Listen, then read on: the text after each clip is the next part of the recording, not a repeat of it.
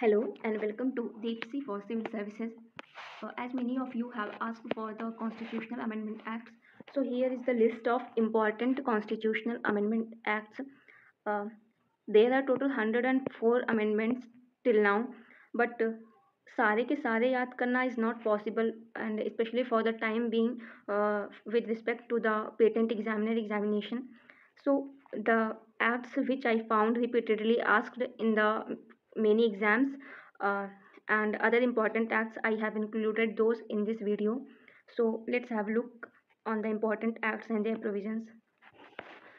First Constitutional Amendment Act was in 1951, and the most important provision with regard to this act was that this added the first schedule in the constitution by the amendment, and that was the ninth schedule.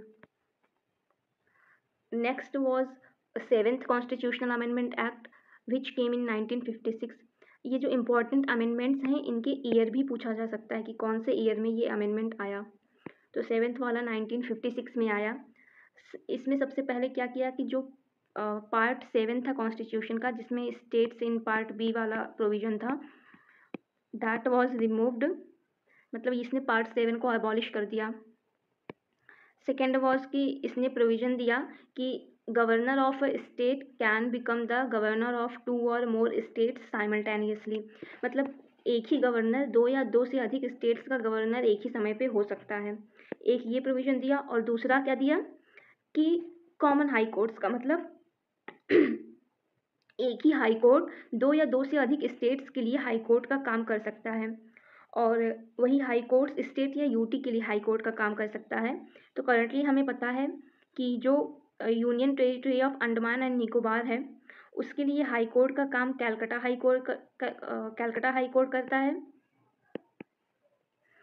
Puducherry के लिए high court का काम चेन्नई तमिलनाडु वाला high court करता है, और लक्षद्वीप के लिए हाई कोर्ट का काम केरला हाई कोर्ट करता है, और दादरा नगर हवेली दमन द्वीप के लिए मुंबई हाई कोर्ट करता है, और union territory of Jammu Kashmir का अपना खुद का हाई कोर्ट है, दिल्ली यूटी का अपना खुद का हाई कोर्ट है। तो ये सेवेंथ कॉन्स्टिट्यूशनल अमेंडमेंट एक्ट से रिलेटेड कुछ इंपॉर्टेंट बातें थी। और 24th constitutional amendment act, 24th constitutional amendment act ये आया कब था? 1971 में आया था, और इसने अपहोल्ड कर दिया था कि पार्लियामेंट के पास पावर है to amend the constitution, because इसके पहले सुप्रीम कोर्ट ने जजमेंट दिया था कि parliament can not amend the constitution. और इस 24th अमेंडमेंट एक्ट में पार्लियामेंट फिर से लाया कि parliament can amend the constitution. Next important was 31st constitutional amendment act, जो कि 1972 में आया था, 1972 में, और इसके द्वारा लोकसभा की सीट्स इंक्रीज की गई थी फ्रॉम 525 टू 545, मतलब 525 से बढ़ा के 545 कर दी गई थी। जो मैक्सिमम सीट है लोकसभा की that is fixed at 550 by the constitution, but the operational seats are currently 543 हैं। The provision for the 2 members nomination from the Anglo-Indian community has been removed by which constitution amendment? By the 104th Constitutional Amendment Act, ये provision हटा दिया गया है। Fifth important 35th constitutional amendment act 1974 में आया। इसमें क्या किया गया कि सिक्किम का जो प्रोटेक्टोरेट स्टेट का स्टेटस था उसको चेंज करके एसोसिएट स्टेट बना दिया गया सिक्किम को। कब बनाया गया? 1974 में।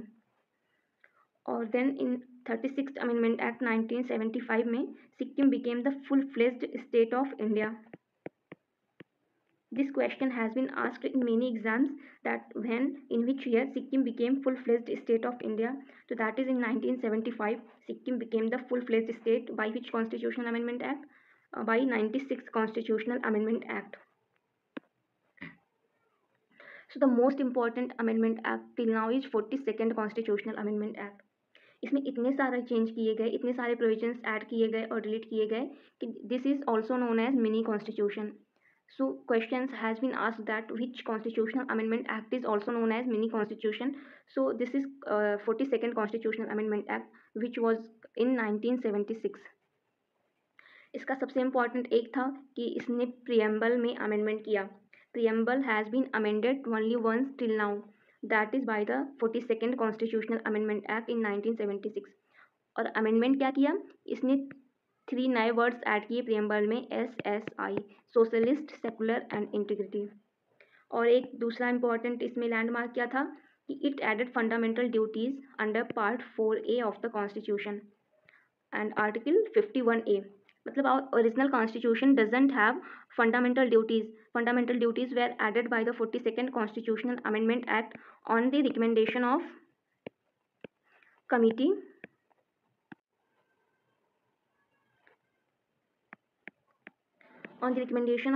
Swarn Singh Committee. So the committee name has also been asked in many exams. कौन सी committee के recommendation पे fundamental duties has been added?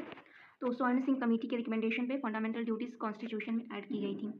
Next amendment act is the 44th constitutional amendment act that came in 1978.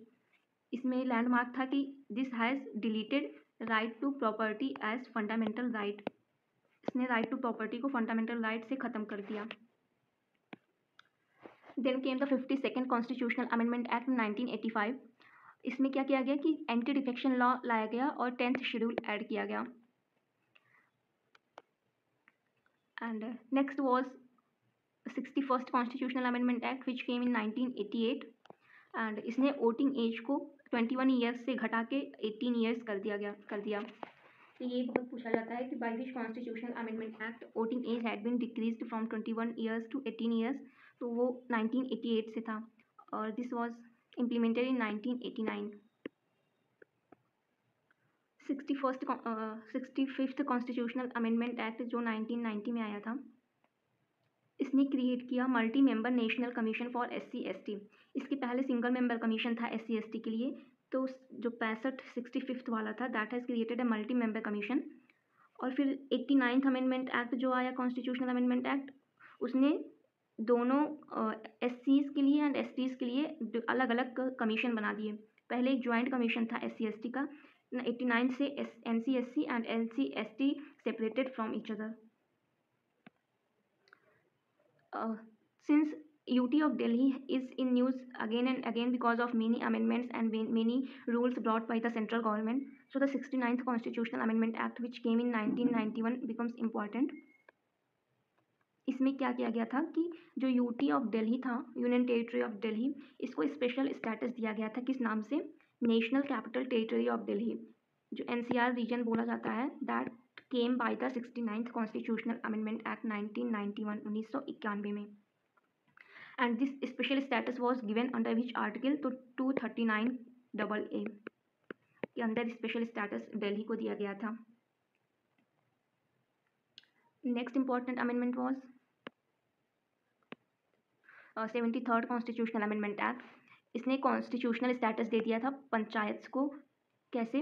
By adding the 11th schedule in the constitution and part 9.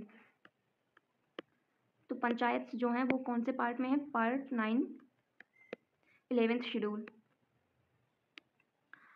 And इसका article क्या है? 243 से 243O तक.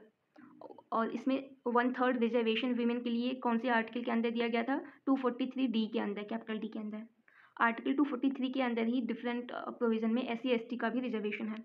और elections to the panchayat कौन से article में? 243 capital E. Similarly, by the 74th Constitutional Amendment Act, municipalities has been given the constitutional status, and the article range for municipalities 243P to 243ZG. This 74th Constitutional Amendment Act included Schedule 12th Schedule, and Part 9B, 9A. और इसमें 1/3 women representation जो reservation दिया गया था under 243 capital T के अंदर. And the election जो municipality का है वो 243ZA आर्टिकल के अंदर होता है. Now the state finance commission has also been given the constitutional status under which article 243I के अंदर स्टेट फिनेंस कमीशन को कॉन्स्टिट्यूशनल स्टेटस दिया गया. Then state finance commission is appointed by the governor of the state for a term of 5 years. ये article important होता है. Now came 86th Constitutional Amendment Act 2002.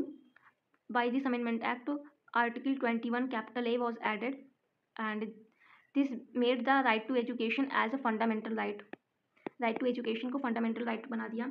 और इसने 3 जगह अमेंडमेंट किए, कहाँ कहाँ? फंडामेंटल राइट्स में, directive principle of state policies में, और फंडामेंटल ड्यूटीज़ में।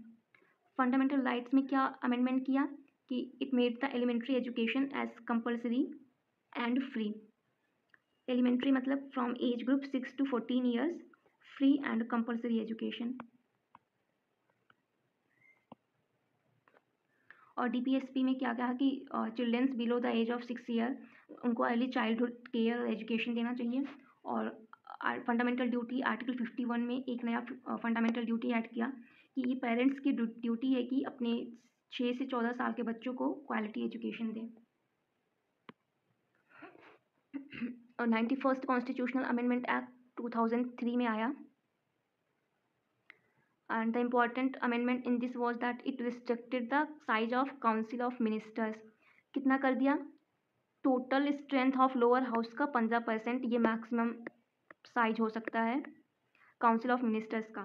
लोअर हाउस मतलब पार्लियामेंट में बोले तो लोकसभा, और स्टेट में बोले तो लेजिस्लेटिव असेंबली मतलब कि विधानसभा।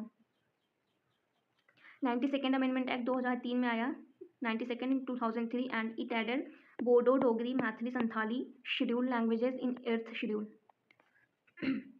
This question has been asked repeatedly in many exams that Bodo, Dogri, Mathili, Santhali has been added in 8th schedule by which constitutional amendment act? That is by the 92nd constitutional amendment act।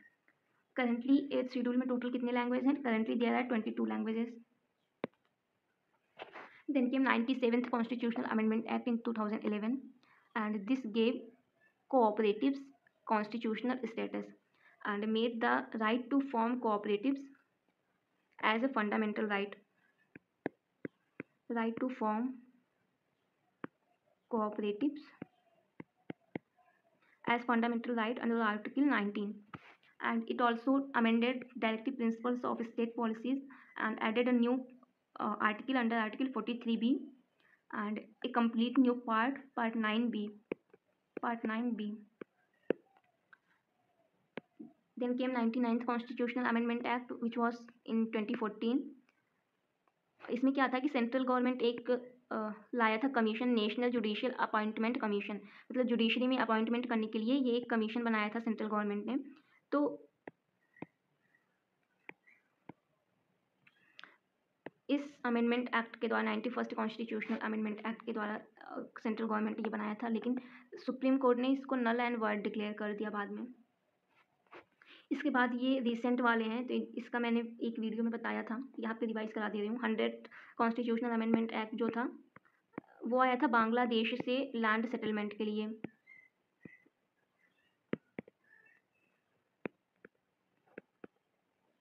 Hundred first वाला ये है GST. 102nd gave constitutional status to NCBC मतलब national commission for backward classes. 103 जो था वो 10% reservation for EWS। And 104th जो है, sorry 104th, this removed the 2 Anglo-Indian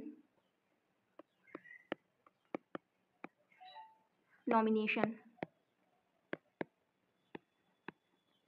in Lok Sabha.